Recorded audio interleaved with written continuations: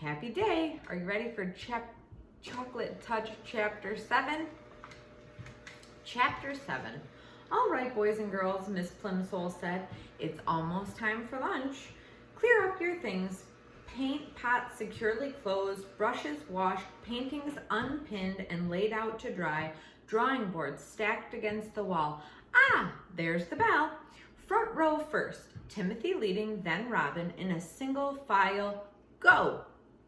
John alone walked slowly in the throng, hurrying along the corridors to the school cafeteria. The school was proud of the cafeteria and the food served in it. The room was spacious and bright, with windows all the way along one side overlooking the playground and the playing fields beyond. The opposite side was wholly taken up by the shiny silver service counter. Several boys and girls were already settled at the tables by the time John took his place in line. Enviously, John noticed a boy at a nearby table suck at straws dipped in a milk bottle that was dull with frost. John could imagine the refreshing taste of cold, creamy milk. At another table, a group of girls were eating fat red cherries. John could almost feel the firm fruit on his tongue and the pleasure of biting through the tart, juicy pulp. The cherries must taste good. They must be thirst-quenching. John unhappily took a tray from the pile and slid it along the rails in front of the top of the counter. He put a paper napkin, a glass, and a gleaming spoon, a knife, and a fork on the tray. It seemed hardly worth the while, but he felt that he might as well try the food and drink. Why doesn't he want to try the food and drink? What does he think it's going to be like? Perhaps if I eat a different way, without letting anything touch my lips, he muttered, my lunch won't all change to chocolate. He was not very hopeful. What? Asked the boy standing next to him. Nothing, John said. I thought I heard you say something about chocolate, the boy said. I hope this is the day for chocolate cream pie, he added. That'd be super. On chocolate cream pie days of the past, John had been known to skip the main course so that he might spend all his lunch money on dessert. The thought of 4 pieces of chocolate cream pie now suddenly made his stomach feel as though if he were on a roller coaster, an uneasy, flibberty-gibberty sensation. John shuddered. Ooky, he commented, wrinkling up his nose. The other boy shrugged his shoulders and started to choose his meal.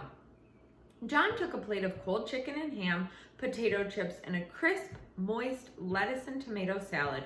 The white of the chicken, the pink of the ham, the gold of the potatoes, the pale green of the lettuce, and the red of the tomato looked delicious.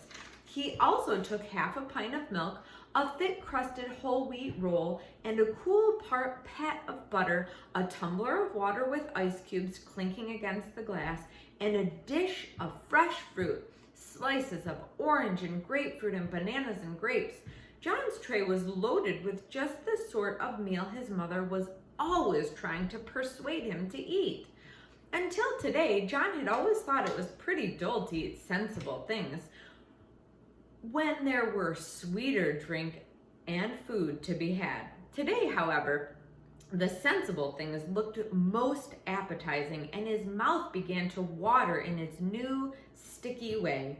John paid for the lunch with the money his mother had given him, went to an empty table and sat down. His fingers trembling slightly with eagerness, he cut a slice of lettuce. His fork went through the leaves with a promising crunch. Look at John's delicious lunch. He stuck the prongs of the fork into the mouth-sized piece of lettuce and carefully inserted it into his mouth. The lettuce didn't touch his wide-stretched lips. John's teeth came together in crisp layers of sweet chocolate. He took a small piece of potato chip, tilted his head back until he was looking straight up at the ceiling, and dropped the chip into his mouth. He felt it go down, a sharp fragment of sweet chocolate. He tried the milk, the ice water, the fruit.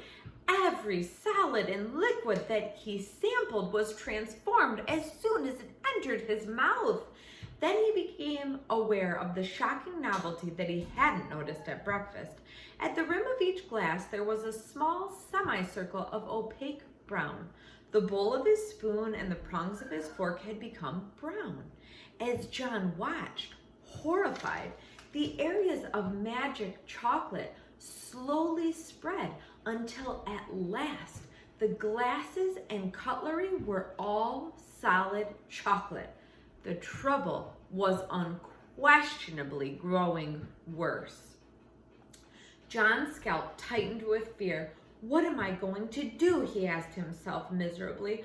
Oh dear, what is going to happen to me? Leaving his tray of chocolate food and drink and utensils, John stumbled away from the cafeteria and out onto the playground. Do you think you would get tired of the taste of chocolate?